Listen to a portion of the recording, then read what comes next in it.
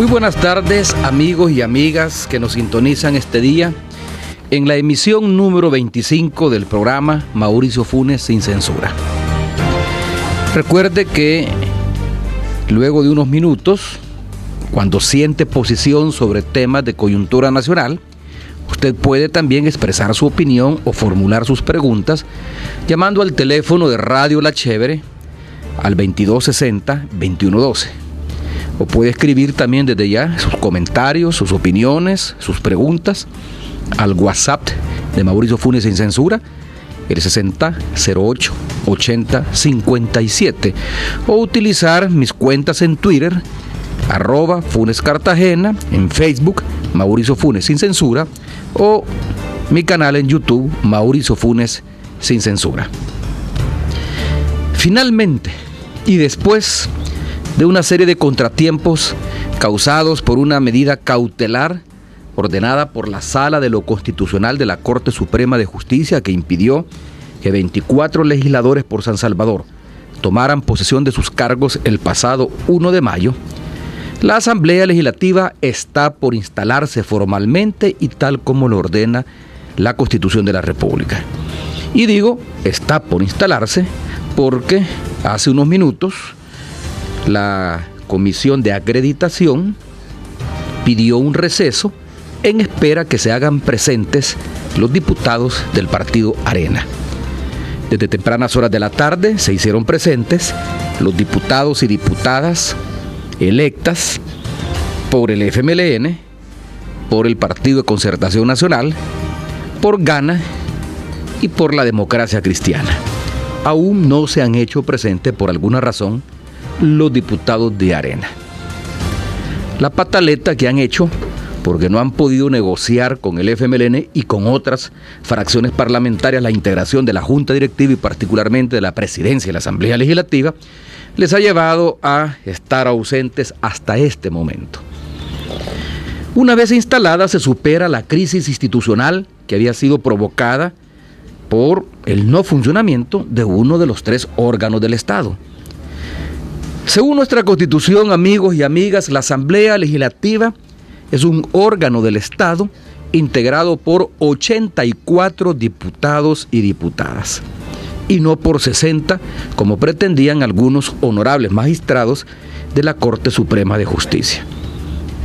De haberse elegido Junta Directiva el 1 de mayo pasado, se le habría negado el derecho a 24 de sus diputados, a 24 legisladores por el Departamento de San Salvador, a participar en la postulación de cargos, así como en la votación. A mí me asalta la duda razonable si no era este en el fondo el propósito de los magistrados de la Sala de lo Constitucional que, a través de una medida cautelar emitida a pocos días del 1 de mayo en que, de acuerdo al plazo constitucional, debió haber sido instalada la Asamblea Legislativa y los 84 diputados y diputadas electas debieron haber asumido sus cargos. Me da la impresión entonces que con esta medida cautelar que establecía que las credenciales que habían recibido por parte del Tribunal Supremo Electoral no tenían validez hasta que no concluyera el recuento de los votos por el Departamento de San Salvador, en el fondo quizás lo que querían era despojarle a 24 diputados y diputadas del Departamento de San Salvador, que representa aproximadamente el 30% del padrón electoral, dejarles sin el derecho de aspirar a un cargo directivo y, por supuesto, a votar por este cargo directivo. El argumento es que habían por lo menos 22,000 electores cuyos votos no habían sido contados adecuadamente. Al final de cuentas, este recuento no cambió ni la distribución de diputaciones por partido, ni los elegidos por cada instituto político. Todos los candidatos y candidatas que habían resultado electos a través del escrutinio final conservaron sus curules y no entró ni salió nadie. La distribución de fuerzas, que había quedado confirmada luego de la elección del 1 de marzo y que le daba 35 diputados a Arena, 31 al FMLN, 11 al Partido Gana, 6 al PCN y 1 a la Democracia Cristiana, se mantuvo una vez concluido el recuento de los votos por el departamento de San Salvador. Y al mismo tiempo, tampoco hubo cambio de rostros. Los mismos diputados y diputadas por cada partido político que habían sido confirmados en el escrutinio final mantuvieron sus diputaciones. De modo tal que la sala, con su fallo, en mi opinión, lo que buscaba era decidir los asuntos internos del órgano legislativo y que se eligiera junta directiva con una aritmética conveniente para el proyecto oligárquico que representa el Partido Arena. Y voy a explicar a qué me refiero. Si se hubieran instalado los 84 diputados, como en breve ocurrirá, Arena, con 35 diputados, no puede alcanzar mayoría de 43 y mucho menos mayoría calificada de 56. Con solo 35 diputados, aun cuando tenga más diputados que el resto de partidos políticos y se autoproclame como la primera fuerza política del país, si no lograba construir una alianza que le permitiera, junto a otros partidos políticos, imponerse en la elección de la Junta Directiva de la Asamblea y tomar el control de la presidencia de este órgano del Estado, su proyecto se viene abajo. Como lo he dicho en otras oportunidades, con 35 diputados y sin la capacidad de construir una coalición o una alianza con otras fuerzas políticas que le permita tener al menos mayoría simple, es alacrán sin chuzo. Ahora, si los diputados que sí estaban autorizados a tomar posesión de sus cargos el 1 de mayo, es decir, los 66 de los demás departamentos que no eran San Salvador, si esos diputados, como lo quería la sala y como lo han externado algunos juristas y algunos analistas políticos, hubiesen decidido en ese momento elegir junta directiva y nombrar al presidente o presidenta de la Junta Directiva de la Asamblea Legislativa, necesariamente entonces esos diputados habrían tenido que pactar con Arena y esta fuerza política sí hubiese tenido la posibilidad de imponerse para quedarse con la presidencia o bien controlar una mayor cantidad de cargos directivos como ha venido insistiendo hasta ahora. ¿Por qué razón? Porque la alianza del FMLN, Gana y PCN, que ahora ya con 84 diputados confirmados, suma 48 diputados, FMLN 31, Gana 11 y PCN 6. Esta alianza que suma 48 diputados, es decir, 5 más de los que se requieren para elegir directiva, esta alianza no hubiese sido posible integrarla si los 66 autorizados por la Sala de lo Constitucional hubieran querido el pasado 1 de mayo elegir directiva, ya que sin los diputados electos por San Salvador, tanto del FMLN como de Gana y del PCN, no se alcanzaba los 43 que se requieren para elegir junta directiva y por lo tanto hubiesen tenido que suscribir algún tipo de acuerdo con el Partido Arena y ceder a sus pretensiones de controlar la presidencia y la mayor cantidad de cargos en la Junta Directiva y la Asamblea Legislativa. Ese argumento de Arena de que por haber ganado más diputados y diputadas que otros partidos, se debe a ser acreedor de la presidencia de la Junta Directiva, no deja de ser un argumento simplista, que en el pasado no ha funcionado. En otras elecciones, en otras legislaturas, el FMLN ha contado con más diputados que el resto de partidos políticos y no obstante, no ha tenido la presidencia de la Asamblea Legislativa. Además, el reglamento interno lo que establece es que la presidencia y los cargos directivos se eligen con por lo menos 43 diputados y no con 35 que son los que tiene Arena. La mecánica de elección de miembros de junta directiva derivada del reglamento interior de la Asamblea establece claramente que para la votación de junta directiva, incluyendo la presidencia, esta debe ser por no menos de 43 diputados.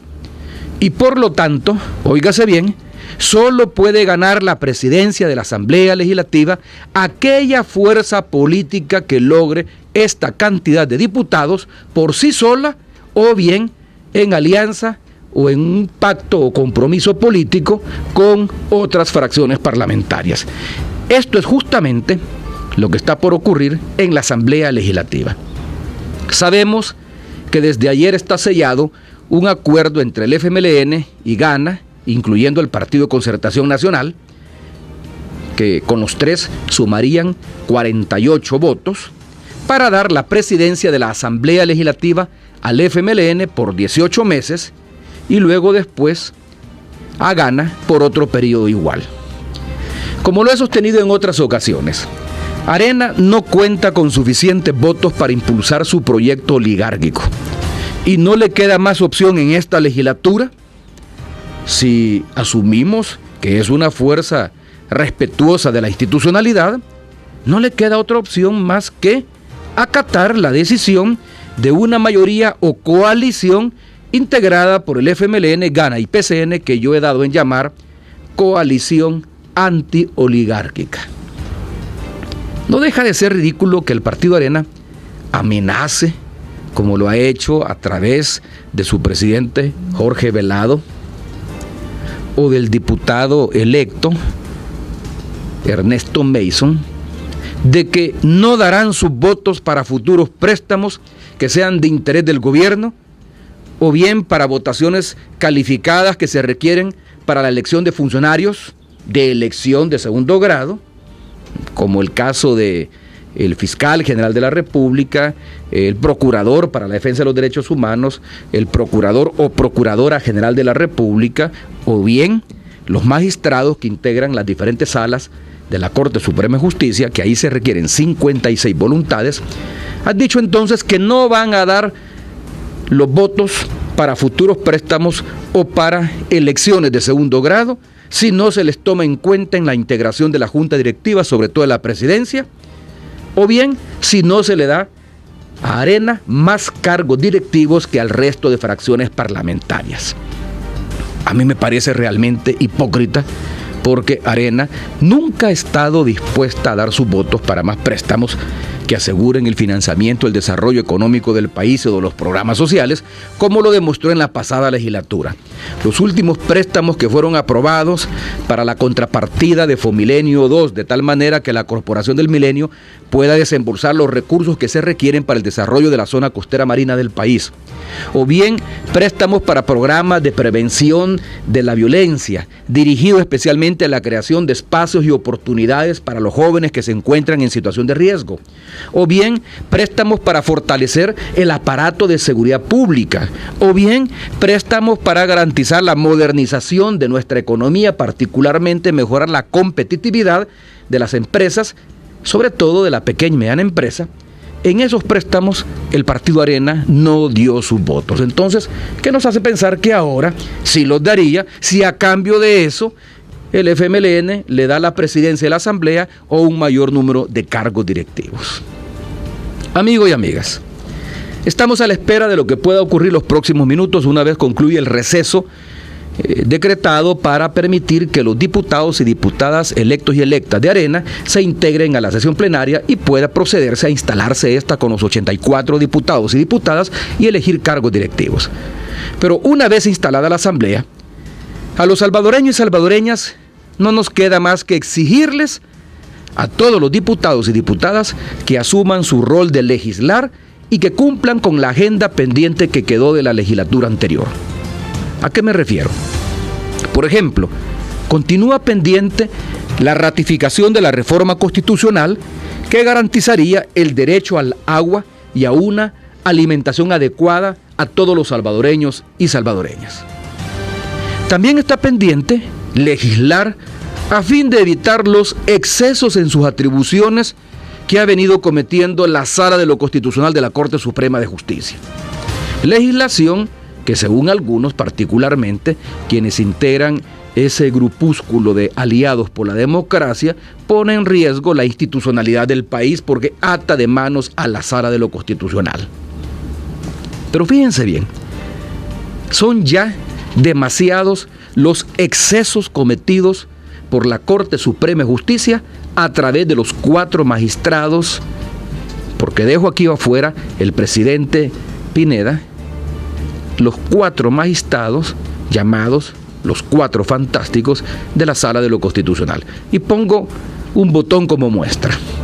Hoy resulta que el máximo organismo en materia electoral no es el Tribunal Supremo Electoral, como lo establece nuestra Constitución, es la Sala de lo Constitucional. Fue la Sala la que finalmente autorizó esta semana que los 24 diputados y diputadas elegidos el 1 de marzo por el Departamento de San Salvador puedan asumir sus cargos como legisladores. Según la Constitución, quien entrega credenciales una vez concluido el escrutinio final de una elección, tanto para presidente o vicepresidente de la República como para diputados de la Asamblea Legislativa o miembros de los consejos municipales, es decir, para cargos de elección popular, quien entrega las credenciales es el Tribunal Supremo Electoral y por lo tanto es el único ente autorizado para acreditar si un candidato que se sometió al escrutinio popular, a la decisión del soberano, es o no es un funcionario finalmente elegido por el pueblo. Pero hoy resulta que este martes, el martes de esta semana, la Sala de lo Constitucional viene y deja sin efecto, dice el escrito presentado, la medida cautelar adoptada que inhibía de tomar posesión de sus cargos a los 24 diputados por el Departamento de San Salvador. Según este fallo, la Sala estableció que las credenciales otorgadas por el Tribunal Supremo Electoral a los 24 legisladores elegidos por San Salvador dejan de ser provisionales, como lo había establecido en la medida cautelar anterior, y se convierten en definitivas para que de esa forma dichos diputados y diputadas puedan tomar posesión de sus cargos. Vean las cosas entonces. Según este comportamiento de la Sala, es la Sala la que decide si un diputado o diputada está elegido o no, y por lo tanto si puede o no puede tomar posesión de su cargo. Y la opinión o la decisión del Tribunal Supremo Electoral aquí no cuenta. Entonces eso de que el Tribunal Supremo Electoral es el máximo organismo o la máxima autoridad en materia electoral está nada más escrita en papel, puesto que en la práctica ha sido la Corte Suprema de Justicia, a través de la Sala de lo Constitucional, la que le da la acreditación a los diputados y le establece: miren, señoras y señores, las credenciales que ustedes recibieron por el Tribunal Supremo Electoral dejan de ser temporales y se convierten en credenciales definitivas y por lo tanto válidas para que puedan tomar posesión de sus cargos. Hoy sí pueden tomar posesión de sus cargos. Entonces, ¿quién es el último que decide? La Sala de lo Constitucional y no el Tribunal Supremo Electoral, como lo establece nuestro ordenamiento institucional. La verdad que estos excesos de la Sala hay que regularlos. Y los diputados y diputadas tienen la obligación de revisar la Ley de Procedimientos Constitucionales para reformarla en el sentido no de amarrar a la Sala de lo Constitucional, como han dicho algunos, en el sentido de distribuir adecuadamente el poder que tiene la Sala, que se limita a garantizar el respeto a la constitucionalidad y no a decidir por otros órganos del Estado. De seguir así, el día menos pensado, la Sala de lo Constitucional y estos 4 magníficos pueden perfectamente anular la decisión soberana del pueblo y destituir a un presidente o a un vicepresidente de la República. Y fíjense bien, no estoy exagerando. Así lo dio a entender el presidente de Arena, Jorge Velado, en unas declaraciones de hace algunos días. En mi opinión, un verdadero exabrupto, porque no se le puede llamar de otra forma, porque dijo: si la Sala de lo Constitucional hubiera ordenado abrir las urnas en las elecciones del 2014, lo más probable es que el presidente de la República no sería Salvador Sánchez Serén, sino que sería el doctor Norman Quijano. ¿De dónde para acá esa afirmación? Si es que la Sala no amparó ni al doctor Quijano ni al doctor Portillo Cuadra cuando fueron a solicitar amparo, y no permitió la apertura de urnas porque hubiese sido ilegal. Pero dice Jorge Velado, si hubiera permitido la apertura de urnas, lo más probable es que el presidente ahorita sería Norman Quijano. A mí esta expresión, además de ser un verdadero desaguisado político, un exabrupto, no deja de ser una posición hipócrita por parte del señor Velado, ya que ha sido este señor Velado quien revocó la candidatura para la reelección como alcalde de San Salvador del señor Quijano, y también es el que se ha opuesto a que el ahora diputado Quijano, considerado el diputado más votado por San Salvador, y yo creo que a nivel nacional, corriera como candidato para la presidencia de la Asamblea. La propuesta de Velado, la propuesta del COENA, a diferencia de la decisión para el cargo de jefe y subjefa de fracción, que supuestamente fue sometida a consulta nacional con todas las bases del Partido Arena. La propuesta de quienes deben ocupar los cargos directivos por parte de Arena y particularmente la presidencia de la Asamblea Legislativa ha venido del COENA. Y quien ha manipulado esa decisión ha sido particularmente el señor Velado, con lo cual, al llevar como propuesta a la diputada Ana Dilma de Escobar, la segunda, no la primera, la segunda más votada, le quitó el derecho al doctor Quijano de aspirar a este cargo. Entonces, díganme si no es hipócrita que ahora venga Velado a decir que el presidente de la República quizás sería Norman Quijano si se hubieran abierto las urnas y si la sala lo hubiera ordenado, cuando ha sido él el que no ha querido que el doctor Quijano tenga un cargo de elección popular como el haber buscado su reelección como alcalde, ni tampoco ha querido que el doctor Quijano asuma la presidencia de la Asamblea Legislativa, siendo que fue el diputado más votado por el Partido Arena. Otro de los temas pendientes y que urge que la Asamblea discuta a la brevedad posible tiene que ver con el financiamiento de los planes de seguridad pública, un financiamiento extraordinario que podría asegurarse con la creación de un impuesto a la seguridad democrática como lo hizo Colombia, o bien de una reforma tributaria de fondo que permite, entre otras cosas, crear el antiguo impuesto al patrimonio que fue derogado en tiempos del presidente Cristiani para proteger a los grandes capitales de aquel entonces, y que luego llevó a la aprobación de un oneroso incremento al IVA en tiempos del presidente Calderón Sol. También podríamos pensar, y los diputados y diputadas tienen la obligación de analizarlo, discutirlo y de ver su viabilidad, la creación de otros impuestos, como por ejemplo un impuesto a los bienes de lujo o bienes suntuarios, no productivos, o bien a las ganancias exorbitantes de algunas empresas. Fíjense bien, tengo información que solo el impuesto al patrimonio que quitó Cristiani, que se aplicaría, óigase bien, a los grandes capitales y fortunas, no al pueblo trabajador. El impuesto al patrimonio no es para tasarlo al patrimonio mínimo de la gente asalariada, que no tienen nada o tienen muy poco. Estamos hablando de un impuesto que se aplicaría a grandes capitales. Este impuesto, si se llegara a aprobar como estaba antes, sin hacerle ninguna modificación al impuesto que promovió su derogatoria al expresidente Cristiani, le dejaría al fisco no menos de $80 millones al año. Y este dinero permitiría cubrir algunos gastos que, por ejemplo, implica o está demandando el fortalecimiento del aparato de seguridad pública en nuestro país. Lo mismo, si el Ministerio de Hacienda presenta una nueva versión del pago mínimo sobre activos netos, que la Sala de lo Constitucional, la flamante Sala de lo Constitucional, hace unos días volvió a declarar inconstitucional, porque ya lo había hecho en una versión anterior, años atrás. Esta decisión que tomó la Sala de declarar inconstitucional este impuesto, denominado como pago mínimo sobre activos netos, le está implicando al gobierno una pérdida de $21 millones al año. Años atrás, esta misma flamante Sala de lo Constitucional había declarado inconstitucional una primera versión de este impuesto, y esto le hizo perder al Estado cerca de 32 millones de dólares que venía recaudando.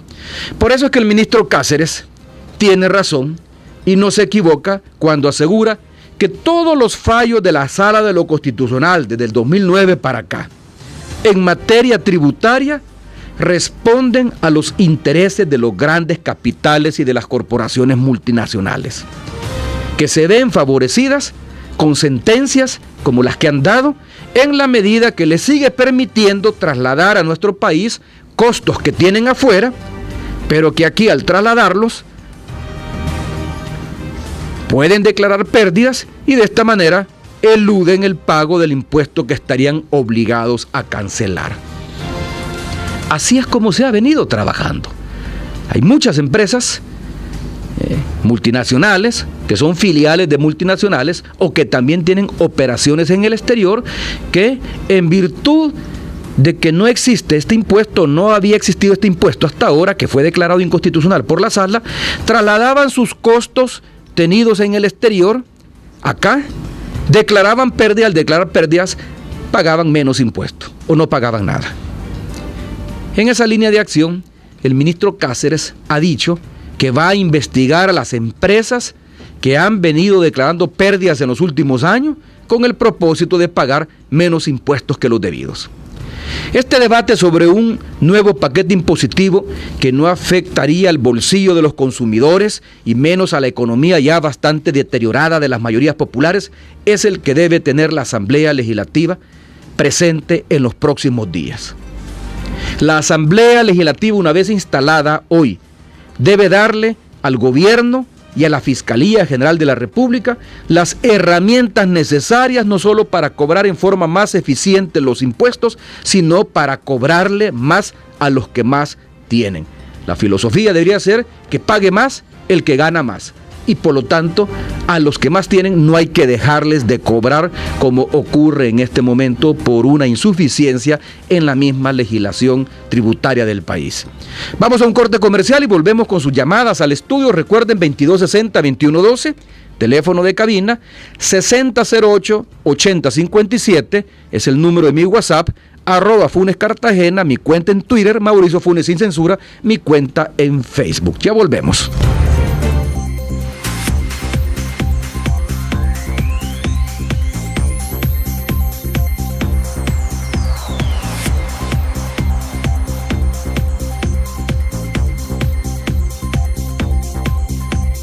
Muchas gracias por su sintonía. Me informan que la Asamblea Legislativa se está instalando en estos momentos.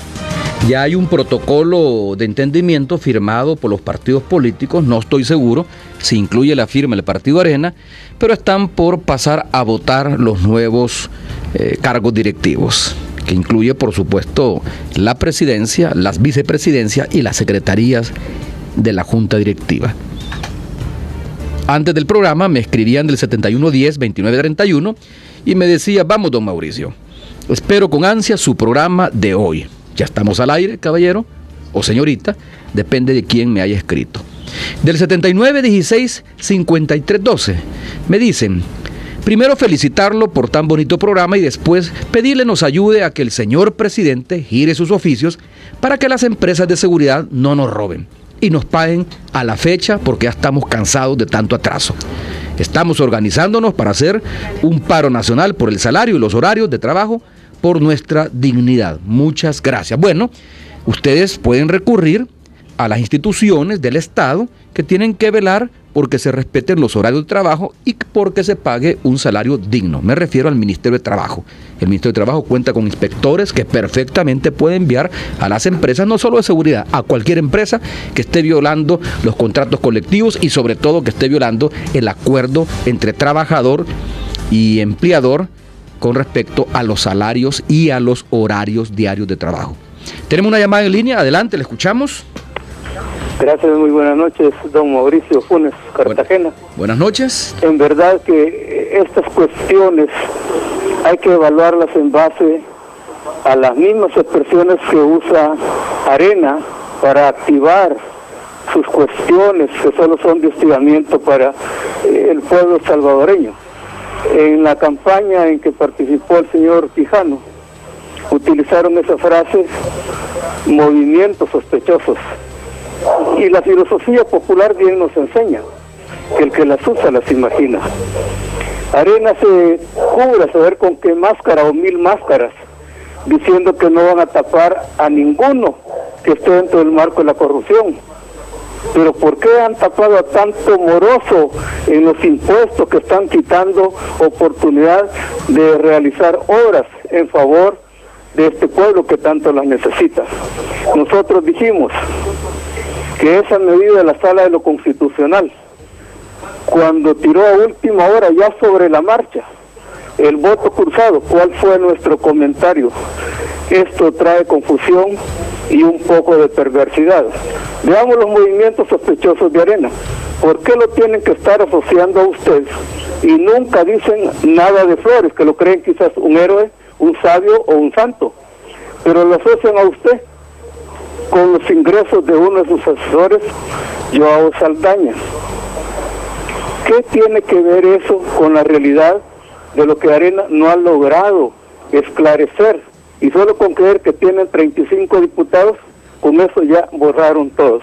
Quiero expresar también un saludo al presidente Tony Saca, que se recupera muy pronto en ese quebranto de salud, y un saludo a toda la noble audiencia de Radio La Chévere. Muchas gracias, don Gerardo Sosa de Apopa, por llamarnos. Me sumo también al saludo y a los deseos de una pronta recuperación del expresidente Saca, que se encuentra padeciendo un quebranto de salud. Me escribe Juan Salvador y dice: ¿quién cree que debe llegar a la presidencia del COENA? Que será en 4 meses la elección. ¿Ernesto Mason o Norman Quijano? Me la pone difícil, porque si tengo que decidir sobre la base de la conveniencia de Arena, es decir, qué es lo que más le conviene a este partido político para tener una sabia conducción, una inteligente conducción, pues inmediatamente le diría que el doctor Norman Quijano, porque de Ernesto Mason lo menos que podemos esperar es que haya una sabia conducción. Ahora, si lo veo desde el punto de vista de que quien esté al frente del COENA puede llevar a este partido político al descalabro y de esa manera derrotar el proyecto oligárquico que representa Arena, pues lo mejor sería que fuera Ernesto Mason, porque seguramente Ernesto Mason llevaría al partido Arena al más completo descalabro. En Facebook me dice: presidente Funes, creo que Arena, como siempre, pretende obstaculizar de cualquier manera el desarrollo de este país. Lo que mejor sabe hacer Arena es robar y corromper, todo por el poder al dinero y al poder. Lo felicito, señor presidente, por ser un buen analista. Muchas gracias. Moisés Mejía Arriaga, que también escribe en Facebook, dice: los areneros usan cualquier artimaña para agarrar y hacer sentir que son la primera fuerza y planean cosas macabras como el voto cruzado, que al final a ellos les sirvió, aunque los gastos los ponga el pueblo. Arena nunca cambiará, ni aunque le quiten las momias de enfrente. Claudia Liseta Maya Oviedo en Facebook dice: los de Arena solo estorban. Siga adelante, señor Funes. Usted siempre analizando la realidad política. Lo felicito y lo queremos mucho. Bueno, también yo estimo mucho a mi audiencia. Tenemos una llamada, adelante, le escuchamos. Muy buenas noches, don Mauricio. Buenas noches. Quiero agradecerle a usted lo que hizo cuando usted estaba en la presidencia de la República, que va a quedar en el recuerdo el primer mandatario de El Salvador que se preocupó por todos los verdaderos pobres de nuestro país. Yo tenía un problema, mejor dicho, en el Seguro Social, que a mí no me devolvían mis cotizaciones, ya que había cumplido los 60 años, cuando en su gobierno usted le estaba haciendo la sugerencia al pueblo, a los que estábamos trabajando, de que presentaran la solicitud de unos 6 o 8 meses antes de cumplir el año, para cuando se cumpliera la edad, el seguro ya le tuviera todo listo. Pues conmigo pasé los 60 años presentándolo como 7 meses y medio y nunca me devolvían el dinero que yo había cotizado, sino que fue hasta con usted que le hice una llamada un día viernes, y mi sorpresa fue que el día martes de la próxima semana, como quien dice 4 días posteriormente, recibí una llamada que del seguro se identificó la persona que es una del sexo femenino, que digo que por orden suya, podía pasar al seguro a retirar ya el dinero. Pues eso fue, yo se lo agradezco porque lo necesitaba para comprar un medicamento del corazón, y así como lo hizo conmigo, creo que lo hizo con muchas personas. Bueno. Ese por un lado. Es que aparte, como le vuelvo a repetir, yo lo felicito tanto a su esposa, a doña Wanda, que está haciendo un buen trabajo por todas las mujeres en nuestro país. Que siga adelante, tanto usted como ella. Y quiero hacerle una pregunta. Ningún medio de comunicación ha mentado, quizás por las amenazas que ha hecho el señor fiscal Luis Martínez, que desgraciadamente llevamos el mismo nombre, de no publicar nada, no decir nada sobre el caso de Paco Flores. El 6 de mayo fue la audiencia, estaba programada la audiencia a las 8:30 en dicho tribunal. Yo no sé si usted sabe algo, si al señor Flores lo dejaron en libertad, está guardando prisión en su casa o suspendieron la audiencia. Don Mauricio, quisiera si usted puede dar alguna información al respecto, aunque no la diera en su totalidad, quisiéramos saber porque el pueblo quiere saber qué ha hecho Flores por este robo de dinero millonario que a usted se le agradece, porque si usted no lo hubiera dado a conocer, todo estuviera en secreto. Pasen muy buena noche, don Mauricio. Muchas gracias. Y hasta luego. Gracias por llamarnos desde Santa Ana. Le voy a dar la información que tengo a la mano. No entiendo por qué fue suspendida la audiencia, pero sí les sé decir que en buenas cuentas no existe prohibición para publicar sobre el caso Flores. Lo que hizo, porque conocí de cerca ese caso, puesto que también yo fui inhabilitado por la Fiscalía General de la República para referirme no al caso del expresidente Flores, al caso del proceso judicial que le sigue la Fiscalía por el desvío millonario de la ayuda proveniente de la cooperación taiwanesa. Lo que la Fiscalía ha prohibido es referirse al reporte de operaciones sospechosas que emitió la Red de Investigaciones Financieras del Departamento del Tesoro de los Estados Unidos. ¿Por qué razón?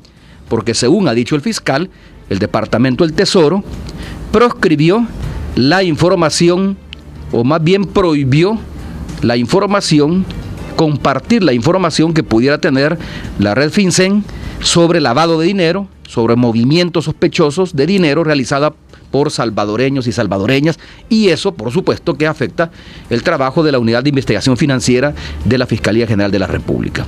La prevención a la página iba en ese sentido, por una nota en la cual la página había hecho referencia, citando a los querellantes del caso sobre el ROS y sobre la red FinCEN.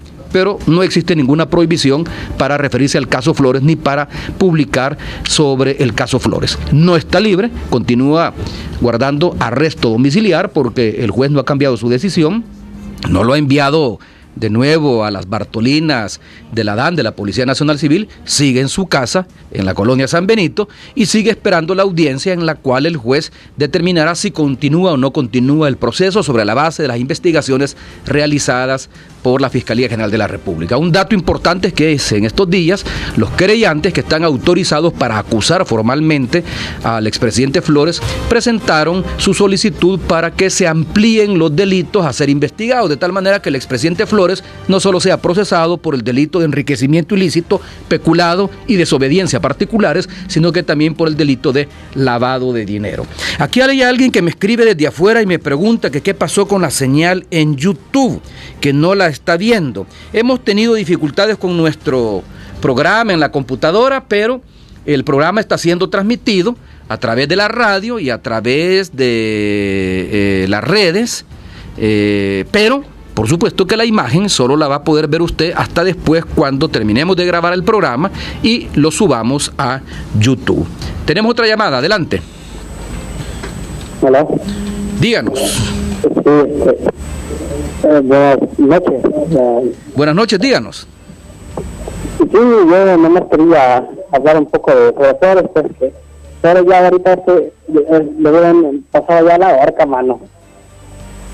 Y no hay tales con ese maestro. Tenemos dificultades para atender la llamada. Nos está llamando Ernesto González Jiquilisco, pero no estamos entendiendo lo que nos está planteando. Mira, aquí tenemos otros mensajes que nos llegan. Por ejemplo, Carlos Fernández nos escribe a nuestra cuenta en WhatsApp y dice: hola, excelentísimo presidente, a mí en lo personal me preocupa la situación nacional, pero quien en realidad me asusta es la actuación del señor fiscal. Me parece que se ha puesto al servicio de los poderosos de esta nación. Creo que es lo peor que le ha pasado a este país. Me gustaría su opinión a profundidad. Tal vez no lo mande a callar. No creo que por expresar mi opinión sobre el trabajo desarrollado por el fiscal me mande a callar. Yo tengo una buena opinión del trabajo desarrollado hasta ahora por el Ministerio Público. Hay que darle a las instituciones el espacio necesario para que demuestren de que funcionan. Y yo estoy convencido que en los dos casos emblemáticos, me refiero al caso Selenel y al caso del expresidente Flores, al final va a imperar la justicia. Bueno, la semana pasada hablamos de la lista de deudores y evasores del fisco que el Ministerio de Hacienda publicó a través de su portal en internet. Tengo aquí información de última hora que nos ha llegado de lo que está ocurriendo en la Asamblea Legislativa. El protocolo que han acordado los partidos políticos establece que la presidencia de la Asamblea Legislativa se distribuirá entre el FMLN con la diputada Lorena Peña, que fungirá como presidenta de la Asamblea durante los primeros 18 meses, y luego después la presidencia le corresponderá al partido Gana a través del diputado Guillermo Gallegos, quien estaría como presidente los 18 meses restantes del periodo de 3 años que tiene esta legislatura. Arena va a llevar 2 vicepresidentes y 2 secretarios, y esto lo van a rotar entre 8 de sus diputados. El PCN lleva un vicepresidente y 2 secretarías. Gana tiene un vicepresidente y 2 secretarías, y luego, después de 18 meses, tendría la presidencia de la Asamblea Legislativa. Y el FMLN tendría una presidenta, Lorena Peña, un vicepresidente y 2 secretarías. Así están las cosas en la Asamblea Legislativa. Están votando en estos momentos. Bueno, les comentaba pues que la semana pasada hablamos de la lista de deudores y evasores que presentó el Ministerio de Hacienda. Fíjense bien, son más de 12.500 deudores que en total adeudan al gobierno 372 millones de dólares. Algunos de ellos han apelado al Tribunal de Apelaciones del Ministerio de Hacienda. La ley les permite eso. Otros han presentado recursos ante la Sala de lo Contencioso Administrativo y están esperando sentencia firme.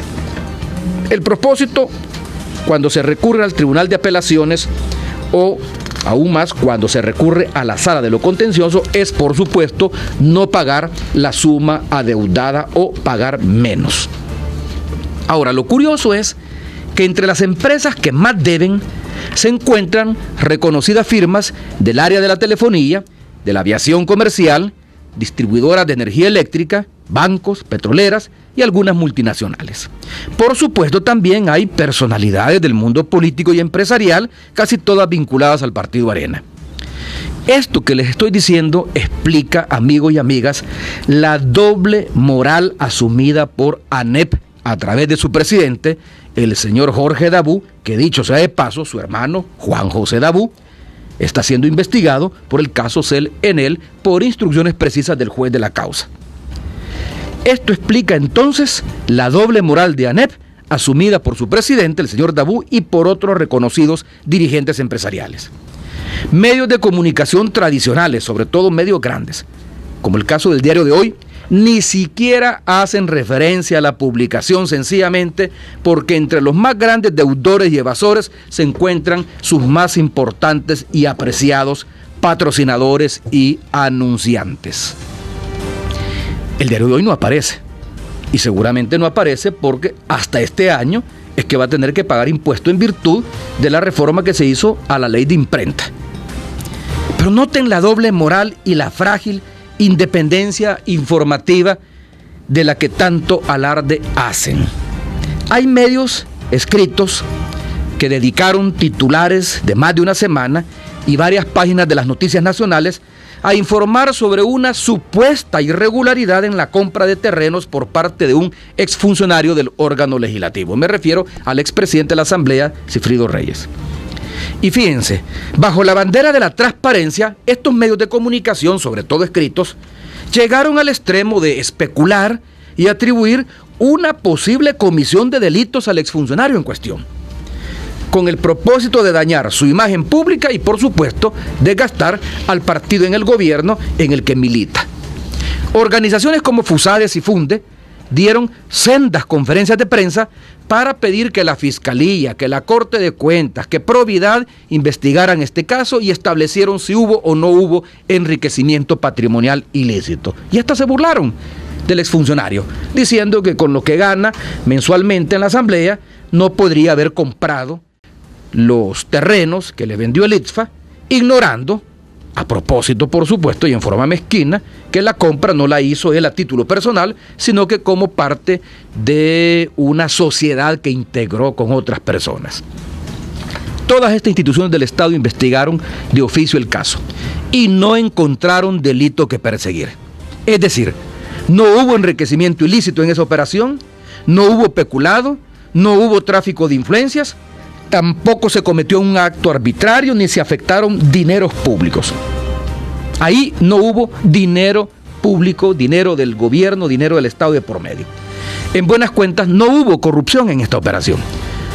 Y a pesar de todo esto, a pesar que el exfuncionario investigado ha sido exonerado de cualquier responsabilidad, su imagen y su honor fue exhibido y dañado por los medios de comunicación que lo condenaron sin haberlo oído y vencido en juicio y en ningún momento se dedicaron a reparar el daño ocasionado.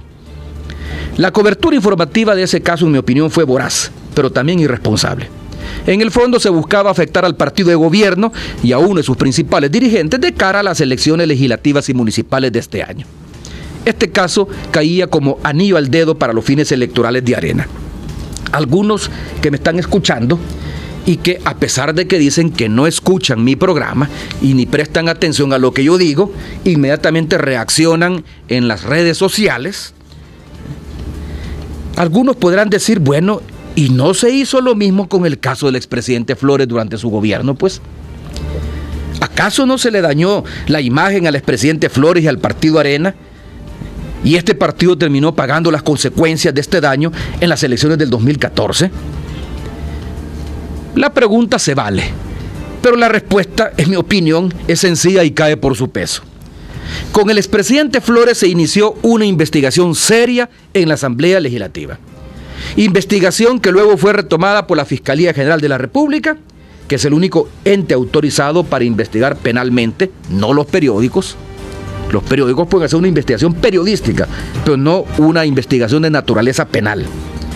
Y como resultado de esta investigación que hizo la Fiscalía, ocurrió, a los pocos meses, una acusación formal penal contra el expresidente Flores ante los tribunales, dada la contundencia de los hechos denunciados e investigados.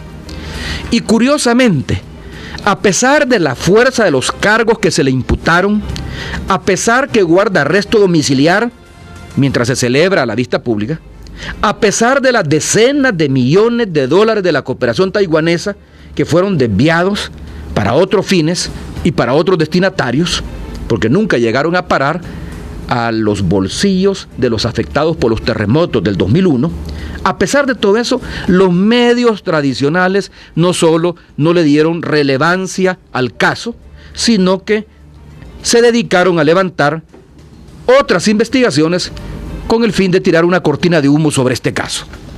La misma forma de proceder de algunos medios y de las gremiales empresariales y tanques de pensamiento como Funde y Fusades en el caso Flores Taiwán es la que en estos momentos estamos observando en el caso de los deudores y evasores del fisco. ¿Por qué digo esto? Como lo dijo un amigo que nos habló desde Apopa, no le dan cobertura a este caso, no le prestan atención y si lo hacen es solo para anunciar que ANET procederá legalmente contra el Ministerio de Hacienda por haber publicado la lista de deudores. Tampoco exigen con la misma beligerancia que en otros casos, como el del exfuncionario legislativo al que hice referencia, el pago de los impuestos adeudados. No entiendo cómo es que estos medios de prensa le dedicaron varias semanas con amplios reportajes de investigación a la venta de terrenos que hizo el ITFA, una empresa de un funcionario legislativo en ese entonces, venta por la que pagó $500,000, y no se le ha dedicado ni una tan sola página a la investigación de más de 372 millones de dólares adeudados al fisco y que debieron haber entrado a las arcas del Estado. Ningún periodista que se dice llamar independiente, ningún medio de comunicación que hace frecuente exhibición de su objetividad y profesionalismo, ni siquiera el que acaba de cumplir 100 años de existencia, ninguna organización que dice que defiende la transparencia como Funde o Fusades, han pedido que se investigue la forma fraudulenta como algunas empresas trasladan costos, declaran pérdidas y dejan de pagar millonarios impuestos. Por el contrario, consideran de que esta es una especie de viveza empresarial. En otros países como Estados Unidos, estos casos ya habrían sido investigados, publicados, exhibidos por la prensa independiente y sus implicados estarían seguramente guardando prisión. Estamos hablando, fíjense bien, de unos 12.500 deudores del Estado. Y de estos, oiga bien este dato, de estos 12.500 deudores del Estado que aparecen en esa publicación, 481, solo 481, que son los que tienen las deudas más grandes, casi el 60% de estas deudas están siendo defendidos y representados por la ANEP. Fiel a su vocación y naturaleza oligárquica, la ANEP ha salido en defensa de 481 deudores y evasores que, aunque no han sido aún condenados por la justicia, porque es cierto, aún están esperando el dictamen o bien del Tribunal de Apelaciones o de la Sala de lo Contencioso Administrativo, las irregularidades detectadas por Hacienda son de tal magnitud que los ha colocado en una lista donde aparecen los más grandes deudores del fisco. Bien vistas las cosas, no son ni siquiera 12.500 los casos que más interesan y que podrían haber llamado la atención de la prensa independiente. Se trata de apenas 481 empresas que adeudan la mayor cantidad de impuestos por pagar y que sus intereses son claramente defendidos por ANEP y los medios de comunicación que han guardado silencio cómplice ante esta denuncia. Y así como el caso Flores Taiwán, los medios de comunicación en complicidad con Arena y ANEP le han bajado perfil a las investigaciones y acusaciones de la Fiscalía, así como en el caso Flores Taiwán han levantado ruido sobre otros casos menos importantes. Ahora, en este caso de los 372 millones de dólares que se le deben al fisco, estos mismos medios de comunicación, Arena y ANEP, pretenden hacer ruido con investigaciones de casos que ni siquiera tienen que ver con nuestro país. Y aquí me voy a referir brevemente en los minutos que faltan a un par de casos. Hoy resulta, amigos y amigas, que como en Brasil ha estallado el escándalo de los pagos inflados o de los sobreprecios que por años pagó la empresa estatal de energía y de petróleo, Petrobras, a empresas constructoras brasileñas y a políticos, tanto del partido de gobierno como de la oposición. Hoy resulta entonces que como allá en Brasil ocurrió esto, entonces en nuestro país puede ocurrir lo mismo, solo porque algunas de las empresas investigadas allá en Brasil tienen nombres parecidos con empresas que han ganado contratos acá o tuvieron algún tipo de relación con los proyectos de CEL. Por ejemplo, se habla de la empresa constructora Odebrecht, investigada en Brasil por el escándalo de corrupción con Petrobras. Para información de los radioescuchas y para información de los que me van a ver a través de YouTube, esta empresa brasileña, Odebrecht, nunca llegó a tener ni un tan solo contrato con CEL o con el gobierno anterior. Participó en una licitación, precalificó junto a otra empresa de origen chino, pero nunca ganó ni un tan solo contrato, nunca se han tenido relaciones comerciales con esta empresa, nunca ha recibido ni un tan solo dólar de la CEL ni del gobierno de la República y mucho menos de este. Y a pesar de eso, Arena, ANEP y los medios escritos más grandes del país aseguran que acá ha habido actos de corrupción que se deben de investigar como los ocurridos en Brasil. Ese es un caso. Hay otra empresa brasileña que sí ganó en el gobierno anterior un contrato de expansión de la central 5 de noviembre que se llama Queiroz Galbao. Esta empresa nada tiene que ver con la empresa Queiroz Ingenieros que está siendo investigada en Brasil.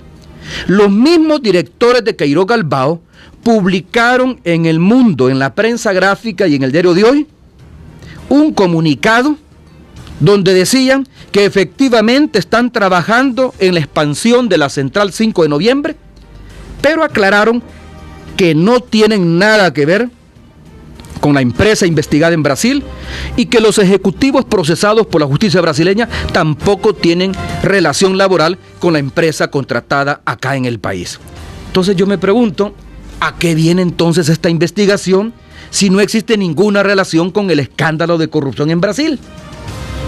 El objetivo, amigos y amigas, es claro: distraer la atención sobre los casos que sí nos deberían interesar a los salvadoreños y donde sí hay claras evidencias de irregularidades y delitos cometidos.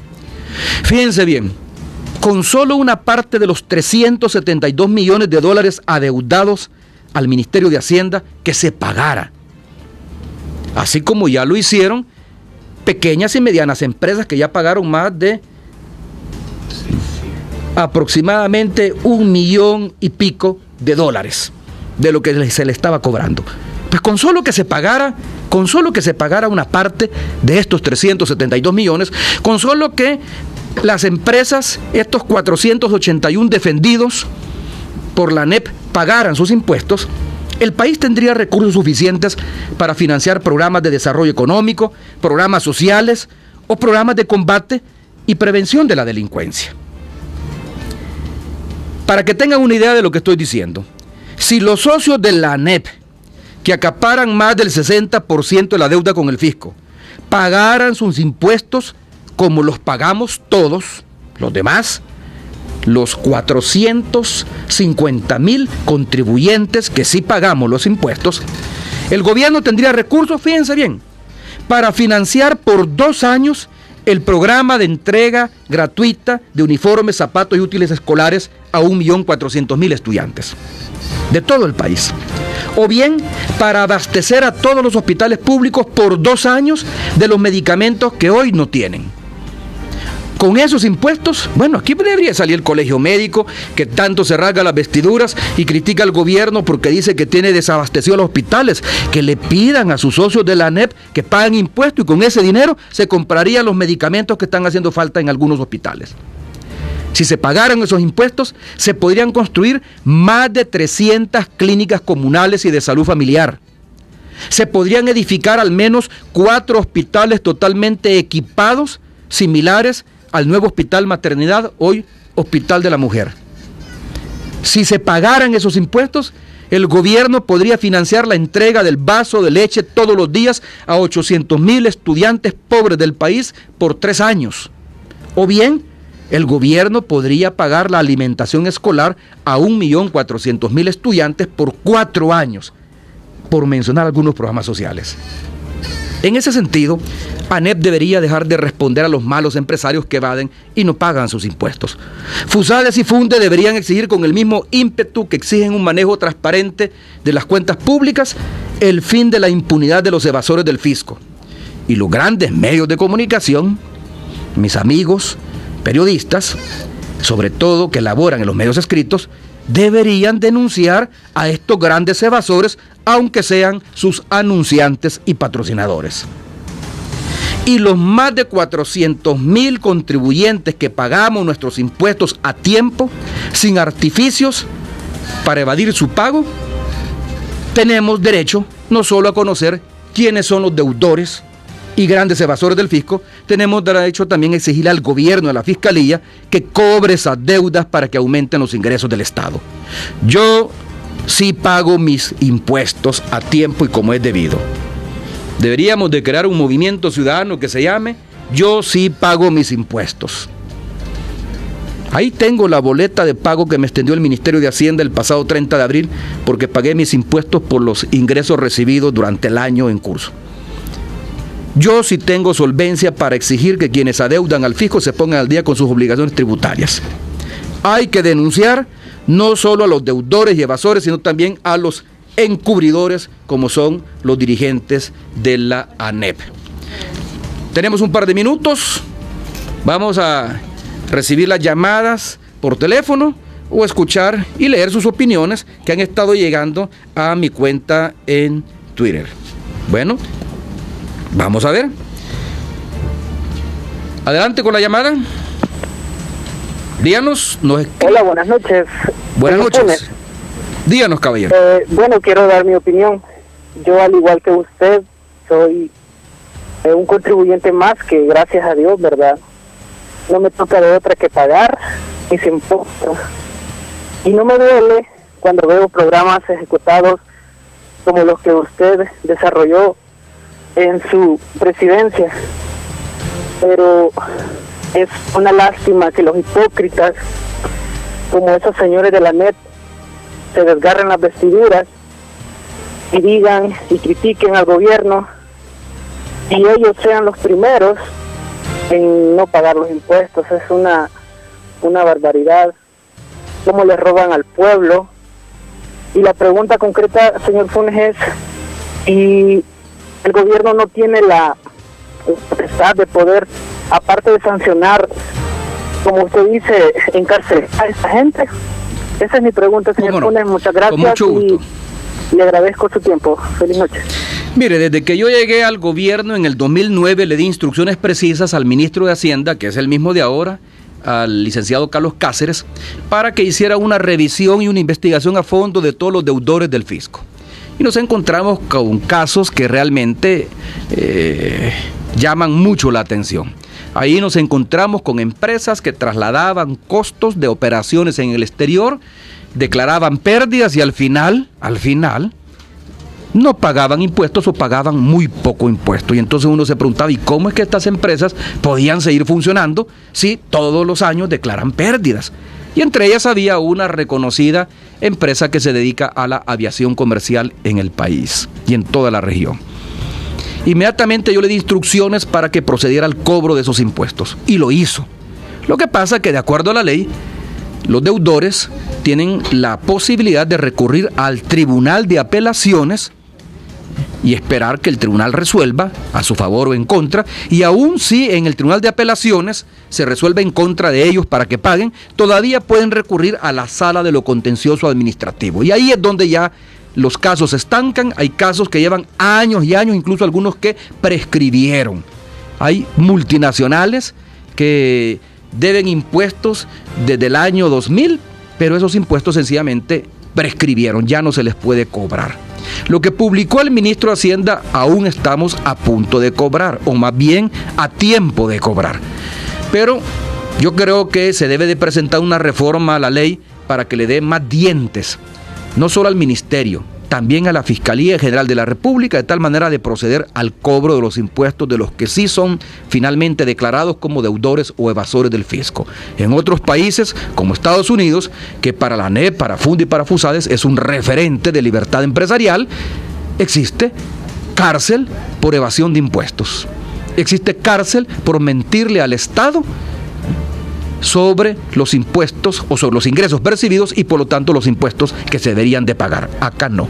Se necesita una reforma en ese sentido de las leyes existentes para darle más herramientas al Ministerio de Hacienda y a la Fiscalía General de la República y poder recuperar esta cantidad de dinero que, como he señalado y otros también lo han dicho en estos días en que se ha abierto el debate sobre este tema, si ingresaran al fisco se podrían utilizar para el financiamiento de programas sociales o de apoyo a la productividad o destinados al combate y prevención de la delincuencia, en lugar de que el gobierno tenga que estar recurriendo a préstamos internacionales.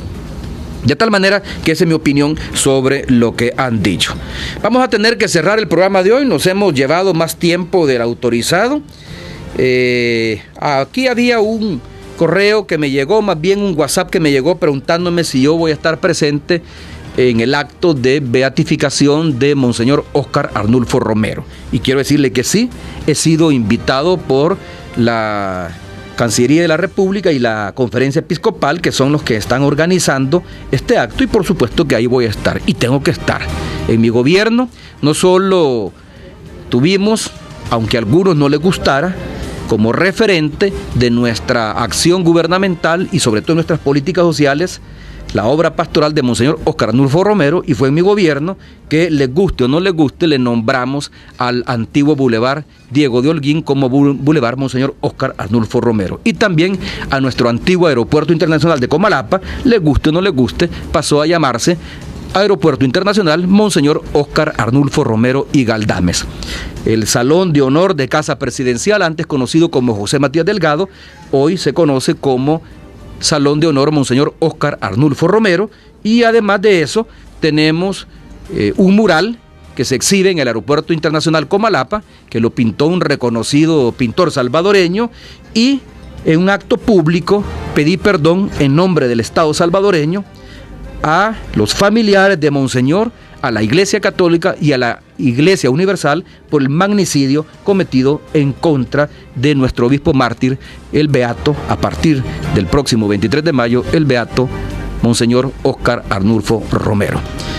El próximo programa vamos a dedicarlo justamente a la beatificación de Monseñor Romero, entre otros temas, así que le invito a que no deje de sintonizarme a las 6 de la tarde, siempre a través del 100.9 FM del dial Radio La Chévere, y que vea, por supuesto, el seguimiento de este programa en nuestro canal de YouTube, Mauricio Funes Sin Censura, y en las redes de radios y televisoras hermanas a nivel nacional como internacional que retransmiten este programa. Pasen feliz noche y bendiciones para todos.